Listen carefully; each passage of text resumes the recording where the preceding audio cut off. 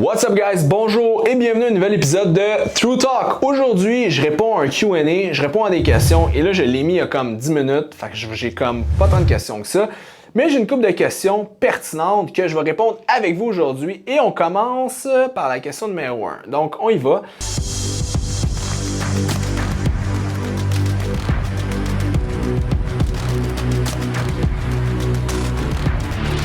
Comment booster le système immunitaire? OK. Ce qu'il faut comprendre, c'est que vous pouvez pas... OK, vous pouvez avoir un bon système immunitaire, mais vous pouvez pas booster votre système immunitaire. Vous pouvez pas vous ramasser, vous pouvez pas mettre un système immunitaire genre c'est stéroïde là. Tu sais, à un moment donné, il y a une limite là. Tu peux pas croiser quelqu'un dans la rue et dire hey big, moi j'ai fait 2-3 tweaks là, j'ai un système immunitaire plus haut que tous les humains. OK, à un moment donné, il y a une limite, OK? Vous pouvez avoir un bon système immunitaire, avoir une bonne immunité générale, mais vous pouvez pas comme le rendre comme neck plus ultra top. Les soldats sont jackés dans des exosquelettes, là, OK? Ça marche pas comme ça. Et pour répondre à votre question, comment, dans le fond, avoir un bon système immunitaire? Bien, je vous dirais, c'est faire la base. La base, c'est quoi? Vous allez me trouver plate, mais c'est ça pareil. Je vais vous donner 2-3 trucs pareils, là.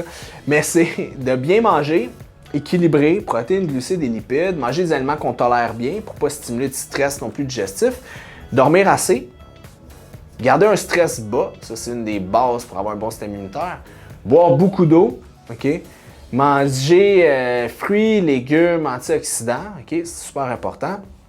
Et je vous dirais de bouger sur une base régulière, d'être physiquement actif au moins 30 minutes par jour. Et je vous dirais aussi d'augmenter la vitamine D. Okay? La vitamine D a été prouvé que ça a une réponse, ça augmente l'immunité de façon assez importante. Donc je vous dirais, c'est pas mal les 7 affaires à faire. Mais comme je vous dis, vous ne pouvez pas le rendre super puissant. Vous pouvez avoir une bonne immunité, mais vous ne pouvez pas comme augmenter ça là, de façon genre exponentielle pour que vous poigniez aucune maladie jamais. OK? Fait que c'est ça. Deuxième question, on va ouvrir le téléphone. Glutamine, à quelle fréquence?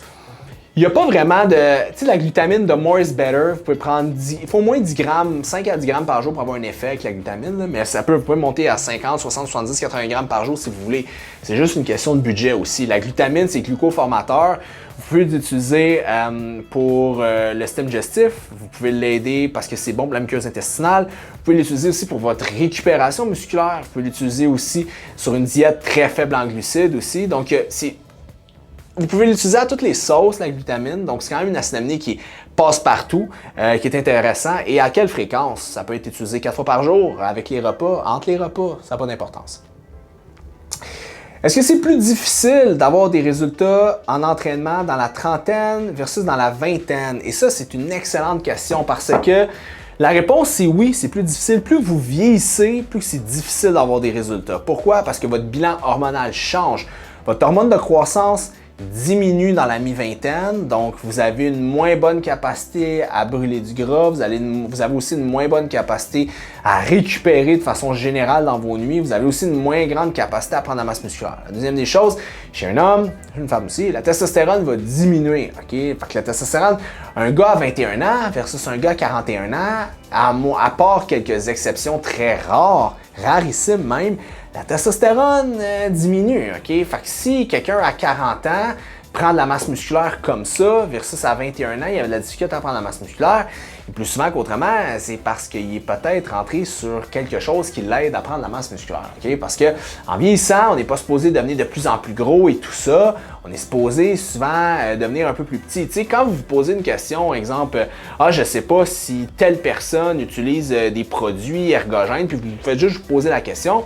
Regardez un gars comme Dwayne Johnson de Rock. D'après vous, est-ce qu'il est naturel? Absolument pas. Okay? Tu peux pas, à 45 ans, peser 50 livres de masse musculaire de plus que tu pesais à 35 ans. Ça marche pas, OK? Parce qu'avec le temps, tu atrophies, tu perds du muscle. Ta testostérone, elle n'augmente pas en vieillissant, elle diminue. Est-ce que je suis pour ou contre ça? J'en ai rien à battre. Pour vrai, les gens utilisent ce qu'ils veulent, c'est leur corps, leur choix. Si une fille décide de se faire grossir les lèvres, les seins, les rallonges. Si un gars veut se faire teindre les cheveux, c'est son corps, il fait ce qu'il veut avec. J'ai aucun problème, mais c'est juste pour vous expliquer qu'en vieillissant, à moins que vous utilisiez le côté obscur, ben vous allez atrophier, vous allez garder vos gains, vous allez en perdre. Vous n'allez pas comme doubler de grosseur dans la trentaine versus la vingtaine. Donc, c'est juste qu'il faut comprendre un peu comment que le corps fonctionne. On croît, on lève, l'adolescence, jeune adulte, et à un moment donné, on pique et on redescend, et malheureusement, on vient de la Terre et on retourne à la Terre, right? Prochaine question. Créatine. Créatine. J'ai juste écrit créatine. Si vous me posez des questions, créatine, oui, c'est bon. 2 à 5 grammes par jour. Toujours le coupler avec un glucide. Quand vous le mettez avec un glucide, ben, ça va vous permettre d'avoir une meilleure absorption de la créatine. OK? Explication des termes de naturopathie. Exemple, c'est quoi la sérotonine, le cortisol, etc. OK, c'est pas des termes de naturopathie, OK? C'est des termes juste de science, OK? Le cortisol, c'est quoi? C'est l'hormone du stress. C'est ce que nos glandes surrénales vont faire en réponse à un stress psychologique ou un stress physique. Qu'est-ce qu'elle avait mis d'autre? Elle avait mis... La sérotonine, ben, c'est quelque chose qu'on produit en effet de bien-être, nos neurotransmetteurs. Enfin, si ça vous intéresse connaître un peu ces termes-là et tout ça, je vous conseille juste d'aller faire vos recherches sur Google, sur Wikipédia, même si c'est pas la Bible de la science, mais c'est des termes relativement larges. Fait que si vous êtes intéressé des fois à dig down dans des vidéos un peu plus deep pour comprendre plus certains termes, ben je vous dirais d'aller vous informer par vous-même. Google reste quand même un outil qui est quand même intéressant. Que penses-tu de la place du strength training dans un processus de perte de gras? Je pense qu'en perte de gras, la prise de force, c'est quelque chose qui est possible parce que quand vous prenez de la force, vous augmentez la capacité du système nerveux central à être efficient, à être efficace. Et ça, ça n'a pas rapport avec les calories. Vous pouvez être très fort dans un grand déficit calorique, c'est juste que vous allez manquer de gaz, vous allez manquer d'endurance. Ce qui est difficile en perte de gras, c'est des gros programmes d'hypertrophie ou des gros programmes d'extrême endurance. Mais de la force, c'est quelque chose qui est quand même assez facile à incorporer dans un programme assez rigoureux de perte de gras. Donc, si vous voulez vous mettre sur une phase de force, moi, souvent avec mes gars en perte de gras, qui sont sur des programmes de bodybuilding ou d'hypertrophie musculaire parce qu'ils prennent un peu de muscle en perdant du gras, les moments où est-ce que je vais dropper plus les calories, c'est les phases où est-ce que je vais les mettre sur des programmes plus d'intensification et plus de force pour augmenter la capacité à prendre plus lourd. Puis après, quand ils arrivent sur un nouveau workout d'accumulation, on monte les carbs un peu, on garde des protéines comme ça, on les lève un peu. Puis là, ils ont pris de la force, ils sont meilleurs pour déchirer de la fibre, prennent plus de muscle. Et là, ainsi va la vie qui va. Prochaine question. Comment rester consistant avec la bonne nutrition workout? Je vous dirais, c'est comme n'importe quoi. Tu sais, c'est de mettre des œillères, whatever, comme les chevaux, là, comme ça. Et c'est de fixer votre point, puis c'est de toujours y aller comme ça, puis arrêter de déroger de même, OK? Puis si vous dérogez, il faut l'accepter. Okay? Un des gros problèmes souvent, c'est que les gens, exemple, vont skipper 2 workouts parce qu'ils ont quelque chose.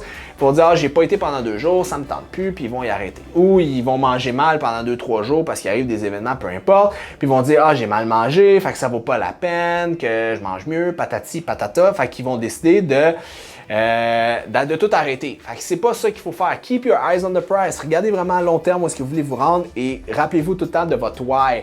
Pourquoi vous le faites, pourquoi au début vous vouliez le faire et restez à ça, parce que la motivation, là, ça it come and goes, ça part, ça revient, mais c'est vraiment la constance, c'est d'arrêter de se poser trop de questions. OK? À un moment donné, c'est bon de se poser des questions dans la vie, faire de la mentalisation, je vous dirais, c'est la base de devenir un bon humain, mais il y a certaines choses dans la vie, il faut juste le faire parce qu'il faut le faire. À un moment donné, c'est comme si on se laisse toujours influencer par un peu l'extérieur ou ce qu'on a entendu, ou c'est facile de perdre son focus. Mais si vous voulez vraiment rester focus, c'est juste d'être tunnel vision en fonction de votre objectif et de penser. Il y a un livre qui s'appelle The One Thing. Je vous le conseille, pour vrai, si vous avez un objectif bien spécifique que vous voulez atteindre dans votre vie, ça vous dit vraiment que 100% de vos actions devraient vraiment être conciliées vraiment vers un objectif ou deux, là, mais très, très, très tunnel vision, tu sais. Je vous dis pas que si vous entraînez, vous voulez, exemple, perdre du poids ou prendre la masse musculaire ou whatever, votre objectif, c'est de laisser tout tomber. C'est pas ce que je dis du tout. Je dis juste qu'à un moment donné, si vous avez un objectif et vous voulez atteindre cet objectif-là, il faut mettre les efforts et il faut rester focus. Si vous avez un coach, Comme écoutez votre coach, regardez pas à gauche, à droite, au milieu, parce que vous allez voir d'informations, ça va vous mêler, vous allez devenir comme une espèce de jeu de cartes mêlé. Le but, c'est vraiment d'avoir un focus sur qu'est-ce que vous décidez de faire et de pas vous poser 1000 questions par rapport à ça. Prochaine question, comment est-ce que tu peux m'aider à me concentrer? La concentration, c'est relié à plein de choses. C'est sûr que si vous avez un trouble de déficit de l'attention, ben là, ça peut devenir complexe de travailler avec un profil comme ça. Mais si vous n'avez pas de pathologie X, ben la concentration, c'est relié à quoi? Ben premièrement, c'est d'éliminer les facteurs externes. Je vous donne un exemple. En ce moment, je suis dans un bureau, il n'y a aucune fenêtre. C'est une des meilleures façons d'être concentré. Parce que si j'avais une fenêtre que je pourrais regarder dehors, je travaillerais sur mon laptop, je serais puis là, je buzzerais sur l'écureuil qui court après l'autre écureuil dehors, OK? Fait que premièrement, c'est d'éliminer tous les facteurs externes. Si vous avez un travail à faire, mettez votre téléphone sur avion, sur muet. C'est vraiment d'être focus, la première des choses. Deuxième des choses d'être mieux focus, c'est de mettre une musique qui va mettre des hertz dans votre cerveau d'une bonne façon. Sur Spotify, vous pouvez trouver des playlists qui vont vous aider à ce niveau-là. Exemple, musique pour étudier, pour travailler. C'est des hertz bien spécifiques. Tu sais, vous avez alpha, gamma, tétra, bêta. Ça fait longtemps que j'ai travaillé avec les hertz, là. Mais ça va vous aider à mettre votre cerveau dans le bon mindset pour travailler. Ça, donc la musique, enlever les facteurs externes, c'est super important. Si vous avez besoin de lunettes puis vous oubliez de les mettre, mettez vos lunettes, OK, pour être vraiment concentré, pour pas fatiguer au niveau de l'œil, pour pas vous partir aussi dans votre pensée. Une autre des choses importantes aussi, les stimulants peuvent vous aider. La caféine ou le thé. Moi, je vous conseille beaucoup plus le thé pour être concentré parce que vous avez quelque chose qui s'appelle la théanine dedans, en fait, là, la L-théanine. Ce que ça fait, c'est que ça va calibrer un peu la caféine qui se trouve dans le thé. Ça va vous donner un buzz beaucoup plus mental que physique. Souvent, du café va vous donner, moi j'appelle ça un body buzz. Là, vous voulez bouger, vous êtes actif, vous êtes dynamique, versus je trouve que du thé, exemple un thé vert, va vous donner un brain buzz, va vous permettre mieux de vous concentrer, puis vous n'aurez pas à avoir de crash.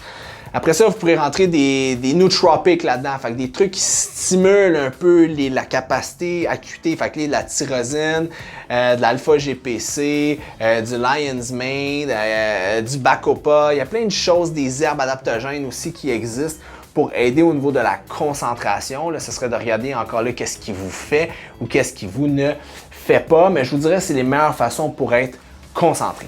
Donc voilà, c'était ce qui complète. Là, il y a d'autres questions qui rentrent, mais on va s'arrêter là. Les cours Q&A, c'est quelque chose qui vous intéresse. Si vous aimeriez que je fasse des Q&A répondus en vidéo, parce que j'ai plus de temps, j'en fais toujours sur Instagram, c'est juste je manque de temps, 15 secondes, c'est dur de donner une bonne réponse, puis une réponse que vous aimez. Donc, si c'est quelque chose que vous aimez, droppez dans les commentaires d'autres Q&A, d'autres questions, et j'utiliserai les prochaines questions dans mon prochain Q&A, de ça dans 2 ou 3 semaines. Donc, c'était Félix Daigle pour un autre True Talk, et si je peux vous aider, si vous avez besoin de mon aide, droppez dans vos commentaires vos questions, ça va me faire un grand plaisir de vous aider. N'oubliez pas le petit pouce, partagez à vos amis, mettez-le en print screen sur votre compte Instagram, c'est la meilleure façon de me payer et je vous dis ciao guys, à la prochaine.